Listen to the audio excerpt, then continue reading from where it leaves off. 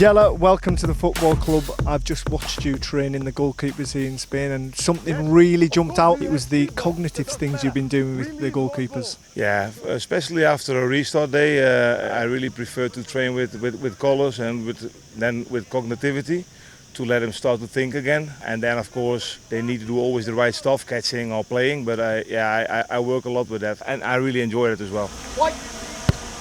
Yellow. Yes! Okay, done. Yeah, perfect. Go in front of you. Put them on the line. Always on the line.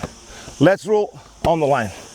Yes. Use your other arm. Yeah, perfect. I want to train that they don't use the neck to watch, but I really want to that they use the vision so that they can see the players from the opposite side, and then they can read, of course, the game. And when it starts to be game real in 11 against 11 or 8v8, that can be really useful. What would you say the key characteristics of your session were today?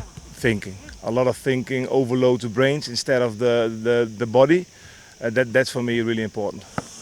That one, yeah, and put your leg like this, yeah. Smaller. Don't go too big. Yes, for blocking. Yes. Okay, done. A goalkeeper is different than, of course, a outfield player, but in that sense they are also quite the same. So I do what the game asks them to do. So I don't change the content of the session based on the individual. But of course I know that some individual is stronger on that part than the other. But I don't change it because the game, of course, for a keeper is also not changing so much. Listen up, boys, almost there for warm up, then we can start. Over here, we start on the left side, foot, hand. When I shout hand, you play the ball with your foot. When I say foot, then you touch the ball with your hand. Foot. Nice. Hand. Yes. Keep moving. Hand. Keep moving. Come on. Hand. Yes. Obviously you're with the goalkeepers all the time, but when it comes to a game day, they're not in isolation. They have to work as a unit with the defence. Do you ever get your chance to kind of coach the defence and the goalkeepers together? Yeah, like today we had like a session based on blocking and angle shots. And that's really working together. Goalkeeper coach with the out possession coach. Then move vertical back. Yes, don't move like there or there because you open the gap. When that's the ball, I'm perfect. So those days is more like helping the other coaches to create more like a connection with each other, and I think that's really important.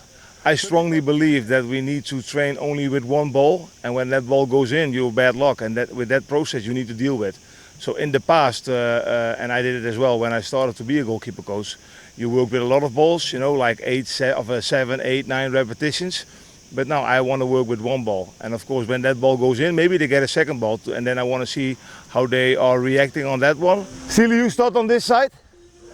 Carl, you start on that side. Niels, you start over here. Here. A really hard one to tap in. Strong one. So wait, stay on side. Bam. When you want to go in the block, it's up. It's fine. It's fine by me. We've seen a massive, possibly the biggest change on the field in goalkeepers, the evolution of the style of goalkeeper. How do you balance developing those skills with traditional goalkeeper methods? Yeah, of course, that starts when you do scouting. That starts when you work together with the academy.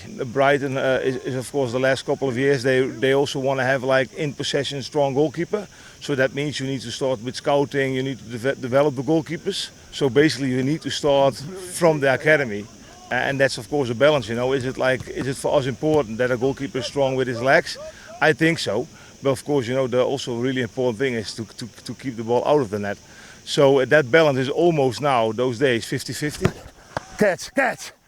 Like we just mentioned there's been a big change in goalkeeping over the last 10 years. What do you think the next 10 years will hold, and how will the position change in that? That's a good question because you know, like 10 years ago when you asked me the same question, I'm really curious about the answer from a lot of other goalkeeper coaches or coaches. But for me, distance is really an important one to create the right distance to even invite more pressure. So that would be maybe the next step. Hop. Nice. That's the one, yeah. Niels, that's the one.